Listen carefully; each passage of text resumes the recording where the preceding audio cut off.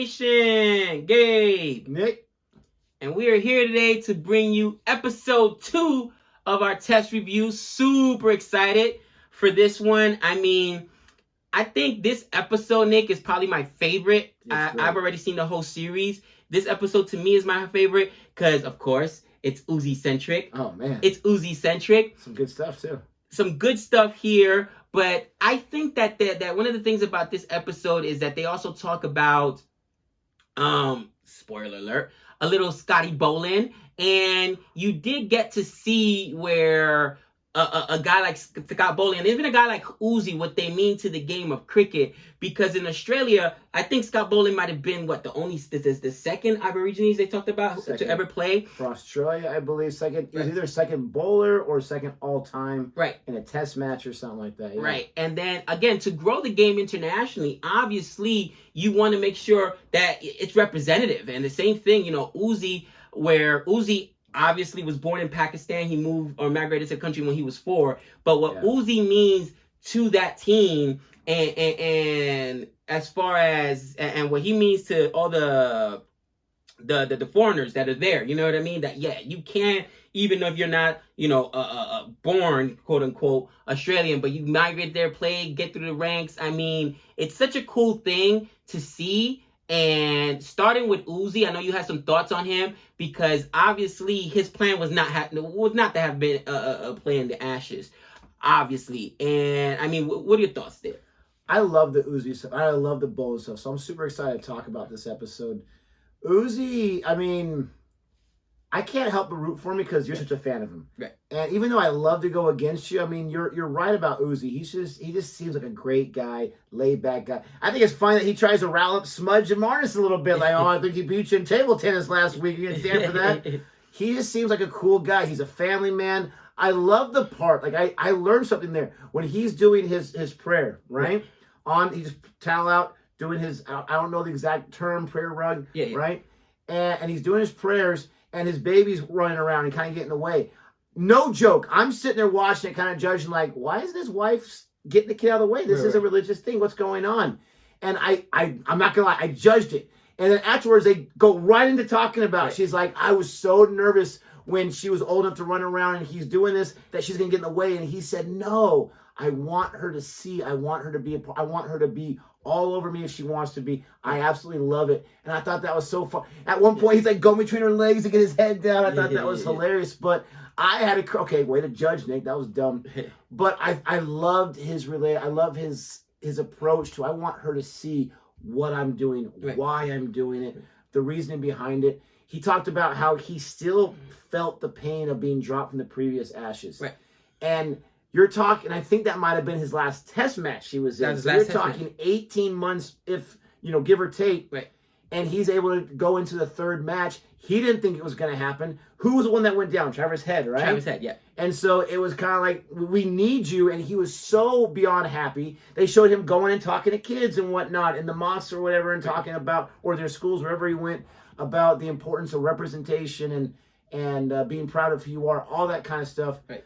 But I loved his redemption story because we see him in the episode 1. He's there as an alternate bench, whatever you want to call it. Right. Not even a sub, but he's there on the team. Right. So the humility of knowing that I should probably be on this team, but I've accepted that I'm done with this. I just want to be part of this ride. Yeah. And now I'm needed, and I'm not going to be petty. I'm not going to be. I mean, he went out there and he just, I don't know if it was a third match. I think it was a fourth match, right? Where he got 2 centuries. Right. Is that correct? I mean, he shows up and he shows you exactly who he is. I absolutely love that redemption story. I want to talk about Boland, but I know Uzi's your guy. There was one thing I think I put in my notes right here. I wanted to ask you about it. Let me find it. How do you? So the crowd. Oh, okay. So we're gonna jump right to that century, right? Right. Where it was almost the end before that break, and he was at 99. I remember, and Pat Cummins, he's there.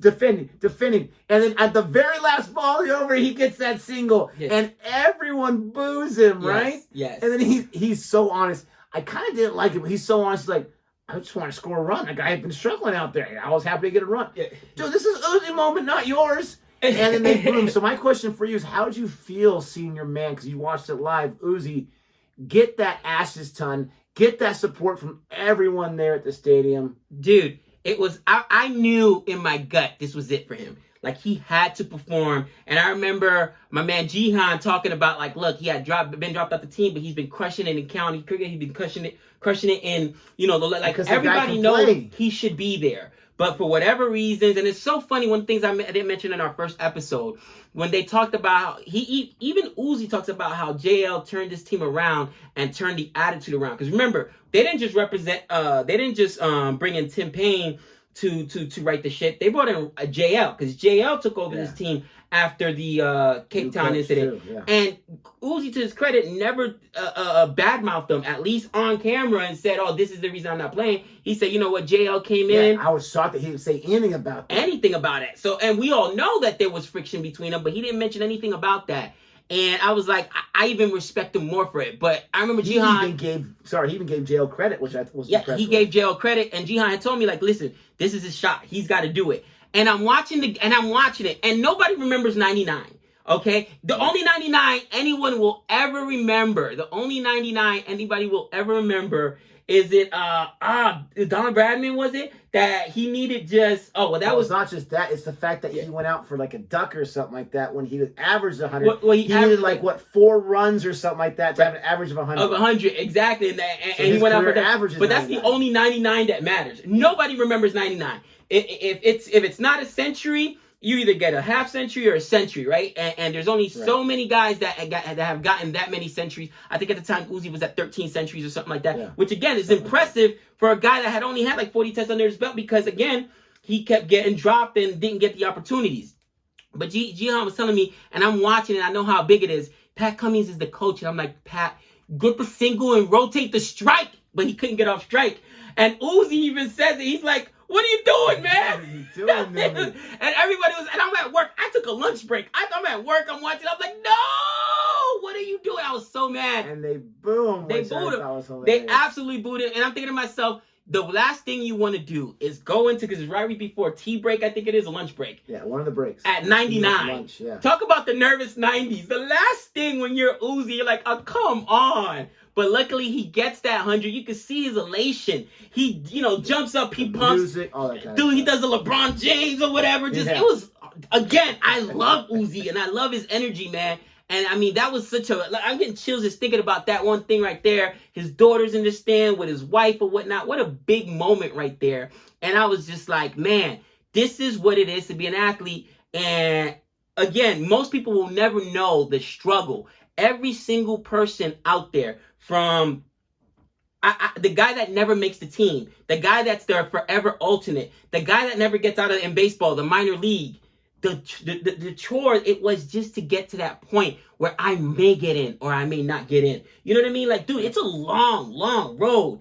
I've been there. Again, so many people in my family, in my personal family, have played sports, and whether it's in baseball, my South Savannah side of the family, where you got all these pro soccer players. But listen, it was her granddad, her dad, her nephew right now. He actually just signed to another team in the MLS. I forgot which one she said. It's out in Rhode Island or whatever. But I think it was 4 or 5 of them went pro. Every single male and even the girls in their family have played soccer, from club all the way up to high school. Her brother was a captain of the soccer team at UNLV, and so many don't make it, Nick. So many don't even get there. The struggle, the birthdays, the diets, the everything. Same thing I see on my side. I got a kid playing college football right now. My older son went and played college baseball. Didn't make it. So many don't make it. So the fact that you sacrifice all that, and my career may come to an end. This was his, like Gian said, this is probably his last shot at this Ashes. And it came through for him. I was just so happy, because I know so many people that don't ever get that shot. You know what I mean? And it's like a different emotional side for me there. And he got 2 centuries in that one match. And I love what Martis had to say. He said, how is this bloke not on the team the last 2 years? Yeah, no, everybody knows. When you have a guy that gets injured, and you're reeling, okay, we can call up this guy, or maybe an Alex Carey, or maybe, Rory Burns, heaven forbid, right, all this kind of stuff. You have an Uzi, a guy that can get you 2 centuries back to back. And he's just like, what? He's not even in the refrigerator staying cold. He's just out there. It's crazy. And I felt like he was channeling his inner Gabe when he was talking about this, because he said, when you're a professional athlete, A moment like that was amazing. You're only going to have a few good moments. It's mostly bad. Right. And it's mostly hard, and you have to, and you ask yourself when you get to your 30s, like, do I really want to go through this so much bad to get a few good or whatever? And I thought that was so honest, and I was just so happy, and I love the way they capture it, and they built it up, even throughout the entire episode. I thought that was great. Now talk about Scotty Boland, right? I mean, I didn't know anything about Boland. No. I remember being kind of ticked because Australia was dominating. You were way too happy. And I do root for England, right. and they were getting smashed. And then this Boland guy, everyone's like, oh, who's this guy?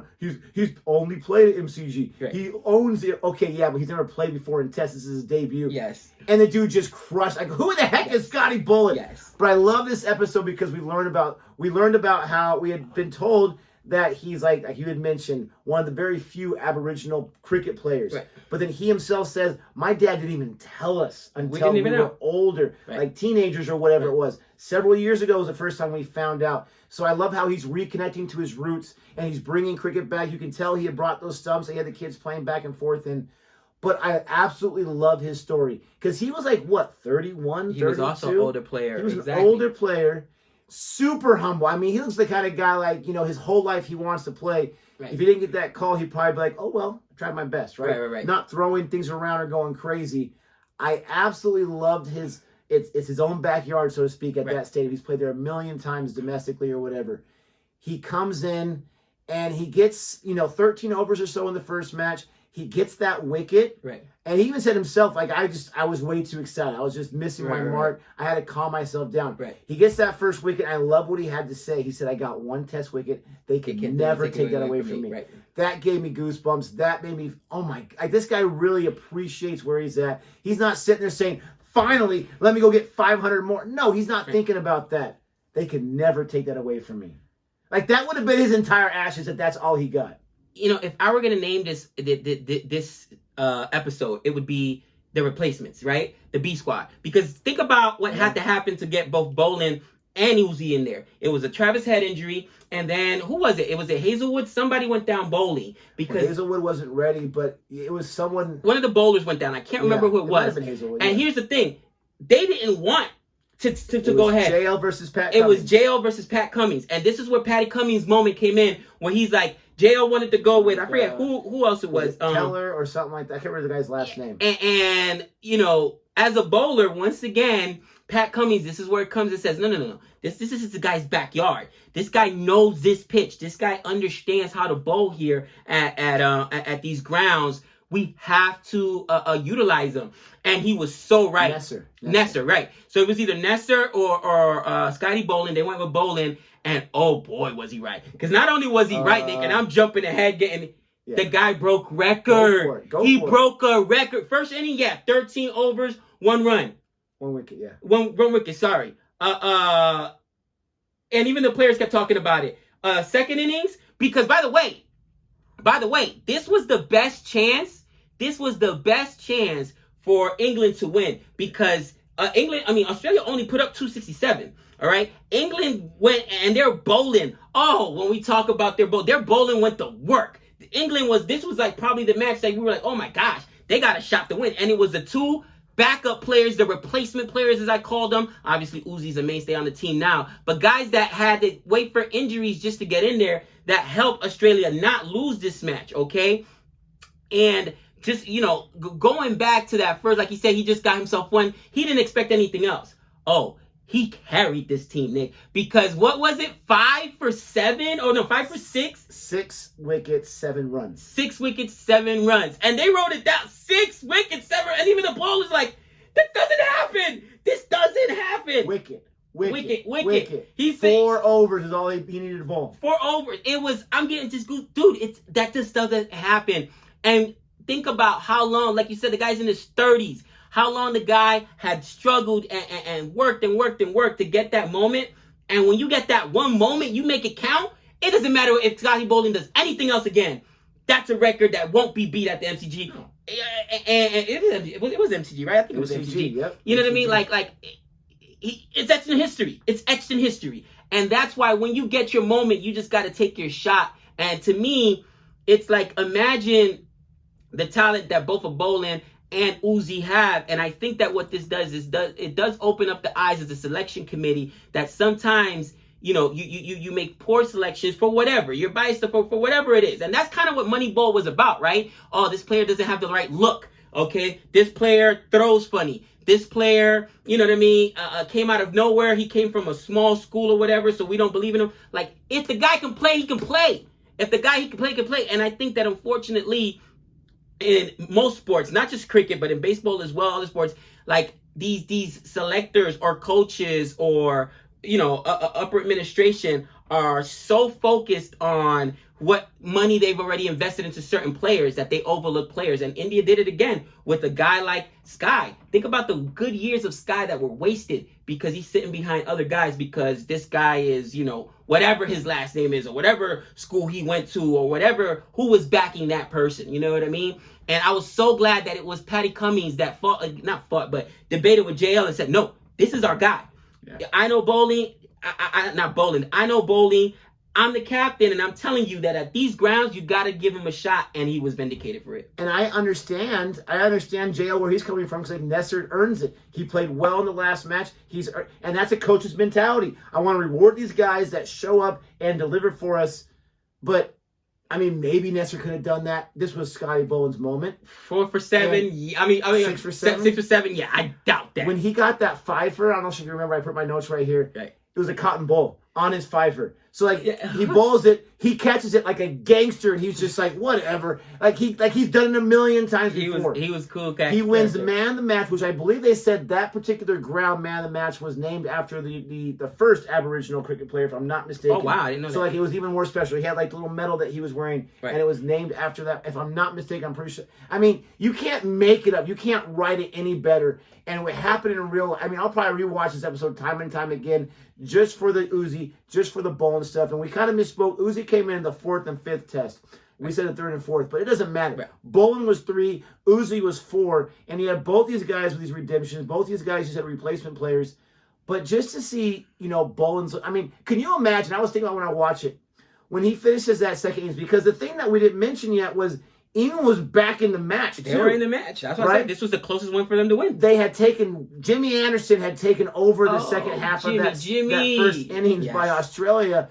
And so they were only behind England was by 70 runs. So you knew that Australia was going to have to at least use their second innings and hopefully not get how they did in the first innings.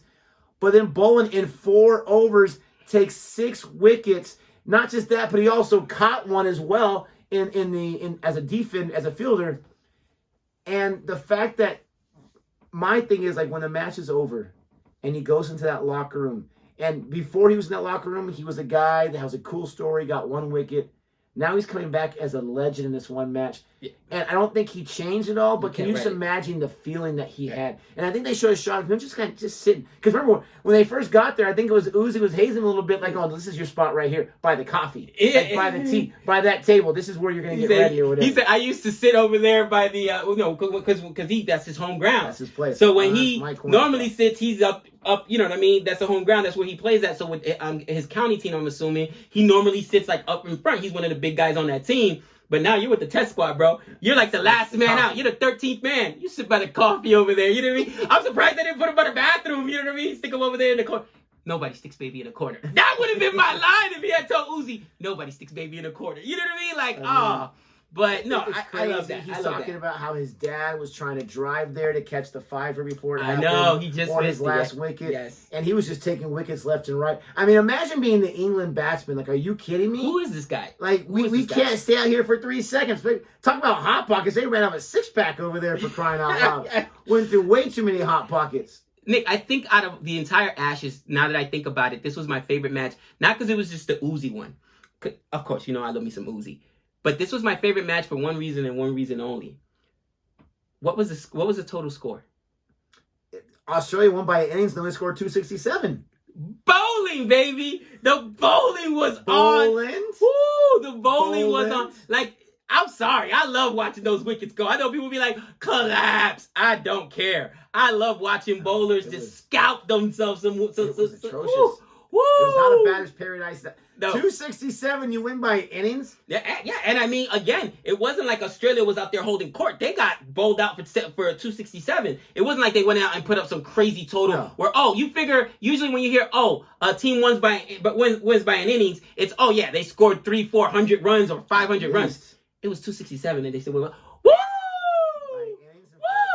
You know what I'm saying? Oh. Now, he's a little too excited, so let me end on this note right here.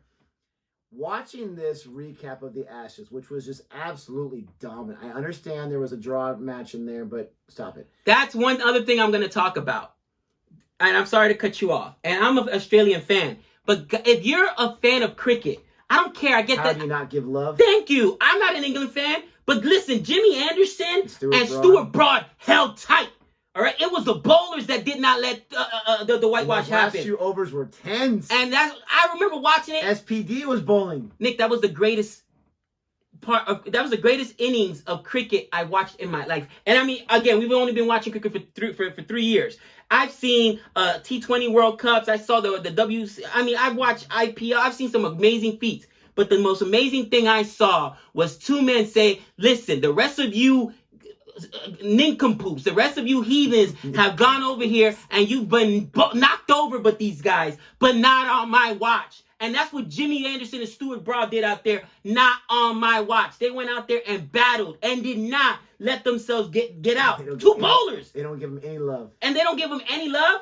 That was a miss by the producers of the test. If you're watching this, not that they care about us, you got to show both sides. Tell the whole story. Give us the uncut. Tell the whole story. Why wasn't it a complete whitewash? Because Jimmy Anderson and Stuart Broad did something that the rest of their team didn't do, and they stood there and said, not on my watch, not while I'm here. I still have so much respect for what those 2 did, because they're bowlers. They're not expected to go out there and battle, but they went out there and battled, son. Come on now. That was so frustrating for me. I want to see how many balls they lasted. It was, dude, I want to say, they had to face, because it wasn't just Smudge. Smudge had to come in and bowl because of the lighting. They couldn't bowl any more fast bowlers. But I want to say they bowled, Jimmy Anderson and look at that. 35 balls for Stuart Broad and 6 for Jimmy Anderson. So before that, you had Stokes. You had Bairstow last a long time. It was just about drawing the match. And you say this to yourself, 1 over? How many people can say I could last? Jimmy Anderson lasted an over, 6 balls. I couldn't last an over. Obviously, Boland made sure a lot of guys couldn't last an over in that match, right? So for Jimmy Anderson to get those 6 balls, and I think it was actually, when he came in, and Stuart Broad was up there for like 35 balls, dude. You know what I'm saying? Like, dude, if you remember, and I remember I remember Boland and Usman, CFA Nation was going nuts. Everybody's like, oh my gosh, this is... And they were out there battling. Guys, how could you not? That's what's beautiful about sports. And at the end, it didn't come down to the greatest bowlers against the greatest batsmen. If you think to yourself, the match came down to a draw, and it was Jimmy Anderson versus Smudge, you're thinking Jimmy Anderson's bowling to Smudge. But no, it was Smudge bowling to... It's poetic. They were trying to poetic. Around. How could you not cover that? That was a miss. And talking about poetic, as I'm watching this dominance from Australia and England in Australia, where every Australian's like, that's right, we are back, we are the best, and they are the #1 ranked test team, it reminded me right now of what's happening in India. Australia, who's the #1 test team, is in India, and they look like middle schoolers for crying out loud. We don't talk about They look like they don't even know which side to hold the bat with. We don't talk. They look like they don't know what to know. I mean, it's bad. But doesn't the dominance, isn't it comparable? It is. So tell me you don't want Australia, India, neutral site, WTC, right? I do. I feel like they're the as dominant as they were to England, making England look, and England, Bosball, all that kind of stuff has been great, right? They're dominated against New Zealand. But look what India does against Australia. Australia fans hate themselves from India, and I had to include it. Let us know what your thoughts are about our thoughts. Please don't forget to comment, like, and subscribe. And until next time. That's 6 runs.